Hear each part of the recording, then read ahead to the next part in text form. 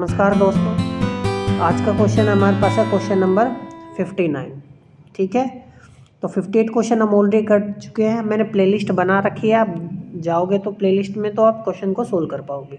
ठीक है ना, तो बिना समय गवाए क्वेश्चन को करते हैं। क्वेश्चन कह रहा है in a normal Zeeman effect experiment. तो नॉर्मल जीमन इफेक्ट है हमारे पास, spectral splitting of the line at the wavelength corresponding to the transition of the calcium cadmium atoms is to be observe. वो कह रहा है इन दो states के बीच में ट्रांजिशन हुआ है, कैडमियम एटम्स में इन दो स्टेट्स के बीच में ट्रांजिशन हुआ है। ठीक है ना, और कितना वेवलेंथ हमारे पास मिलता है ये, लेकिन हमने क्या अप्लाई किया है, नॉर्मल जीमन इफेक्ट अप्लाई किया है।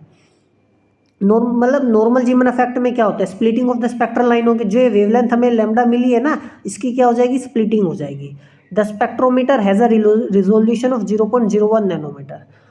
ठीक है, तो जो स्पेक्ट्रल लाइंस में स्प्लिटिंग हुई है उसमें स्प्लिटिंग कितनी ऑब्जर्व की गई है, 0.01 नैनोमीटर स्पेक्ट्रोमीटर की मदद से। वो पूछ रहा है minimum magnetic field needed to observe this, कितना मैग्नेटिक फील्ड चाहिए इसको ऑब्जर्व करने के लिए।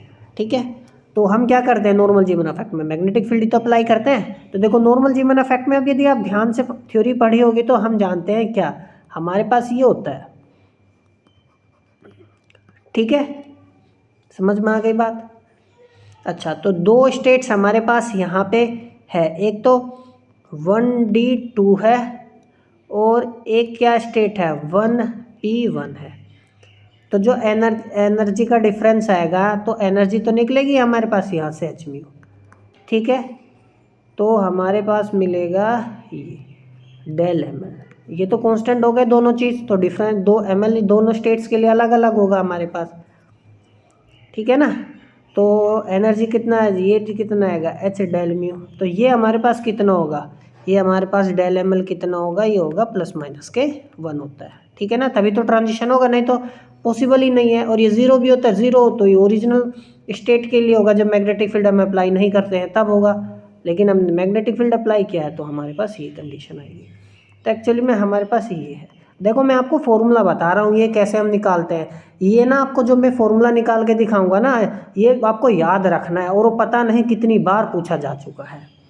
ठीक है, तो हमारे पास डेल म्यू आ गया ये। अब देखो यदि इस फ्रीक्वेंसी की टर्म्स में पूछे तो आपको ये चीज़ ध्यान रखनी है, यहाँ से आप निकाल सकते हो। लेकिन हमें वेवलेंथ के फॉर्म में दे रखा है हमें, तो वेवलेंथ हम जानते हैं क्या, फ्रीक्वेंसी क्या होता है। वेवलेंथ में पूछा है तो वेवलेंथ में बताएं कि फ्रीक्वेंसी ये होती है हमारे पास। ठीक है, डिफ्रेंशिएशन हमें क्या देगा, डिफ्रेंशिएशन हमें ये देगा। तो आप इसको उठा के यहाँ डेल म्यू का वैल्यू उठा के यहाँ पे रखो, माइनस साइन को मैं क्या कर रहा हूँ, इग्नोर कर रहा हूँ। तो जब आप वैल्यू उठा के रखेंगे तो हमारे पास ये मिलेगा। ठीक है, ये फॉर्मूला आपको वेवलेंथ की टर्म्स में क्या करना है, याद रखना है। अब जो जो चीज़ें हमें दे रखी हैं आप यहाँ पे लिख सकते हो। अब हमें देखो क्या दे रखा है, स्पेक्ट्रोमीटर से रिजोल्यूशन दे रखा था ना वेवलेंथ का, कितना आप ध्यान से देखो कितना दे रखा है हमें, जो रिजोल्यूशन ऑफ वेवलेंथ कितना दे रखा है, 0.01 नैनोमीटर।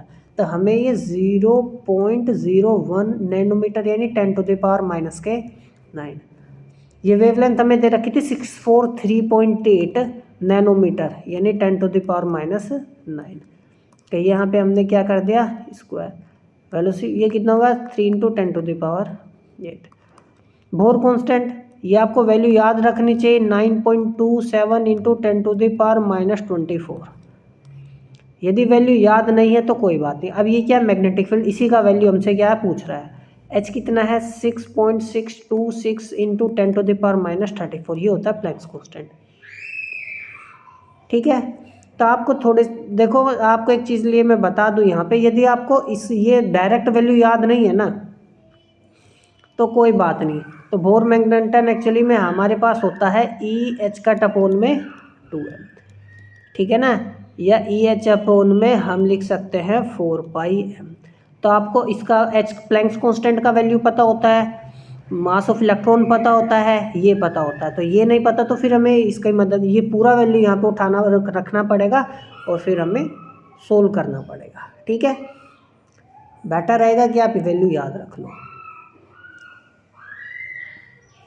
ठीक है ना, तो हम क्वेश्चन को सोल्व करते हैं। अब ध्यान से देखो, एक 10⁻⁹ है, यहाँ पे स्क्वायर है ये, तो एक 10⁻⁻ यहाँ भी है, तो हम इसको काट देते हैं। ठीक है ना, कोई डाउट नहीं होना चाहिए, डाउट बिल्कुल भी। और जो भी बचा उसका हम जब स्क्वायर करेंगे तो हमारे पास आएगा 0.0044144। अब देखो ये मैंने डायरेक्ट नहीं लिखा, इसको मैंने कैलकुलेशन कर ली। ठीक है ना, आपको कैलकुलेटर मिलेगा जब आप एग्ज़ाम में बैठोगे।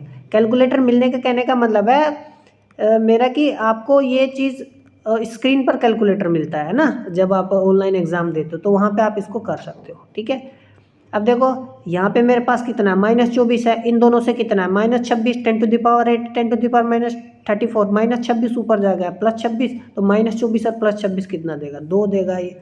ठीक है, इन दोनों के मल्टीप्लाई करो, ये हो रहा है 6 3 18, 3 2 6 7, 6 3 18, 6 3 18 19, 3 की मल्टीप्लाई कर दी मैंने इसमें, समझ में आया। और ये आ गया मेरे पास यहाँ बी का वैल्यू। कोई डाउट है?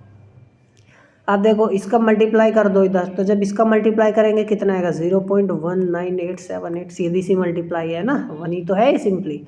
अब इन तीनों का मल्टीप्लाई करो और ये डिनोमिनेटर में आ जाएगा, डिनोमिनेटर में आएगा 0.3841। ठीक है, मैं साइड में कैलकुलेटर में एक कर लिया है मैंने, ठीक है ना, स्क्रीन पे आपको दिख नहीं रहा है तो आपको ध्यान रखना। तो जब हम इसको सोल्व करेंगे तो 0.517 टेस्ला मेरे पास आंसर आएगा, यानी मैं अप्रोक्सीमेटली कह सकता हूँ 0.52 टेस्ला।